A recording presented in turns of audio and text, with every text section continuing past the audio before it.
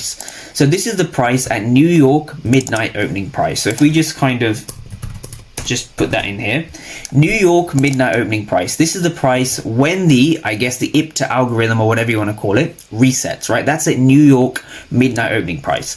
So one thing I've said to traders is that if you can master your location of entry, if you can master the where, if you know where to trade from, you can be sloppy with your entries and you can mistime your entries. But if you know where to trade from, if you have a slightly wider stop loss, or maybe you take a first hit, you take a first loss and you re-enter, that is a lot more powerful than not knowing where to trade.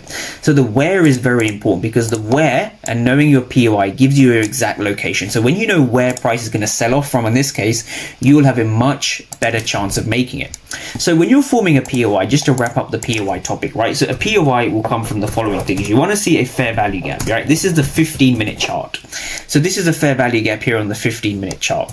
Then after that, you're looking for it to accompany it with liquidity. So you want to see liquidity, right? You want to see price sweeping liquidity just before the fair value gap, or maybe just even after the fair value gap. You want to be trading near the high of the day, above the daily opening price. And that leads on to step number 3, PO3, right? PO3 or positioning. You want to be selling ideally when you're above the daily opening price. This gives you your where, this gives you your location, this is your point of interest or your POI. It's not a supply zone yet. The reason it's not a supply zone is we need price to validate whether it's going to be a supply zone for us to sell off from, right? So that is the why, right? That is the why, but we're going to come on to that.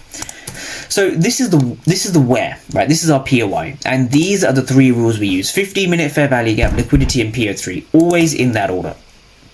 Now, when we go down to the 1-minute chart, right? When we go down to the 1-minute chart, what we're essentially looking for is we are looking for a couple of things.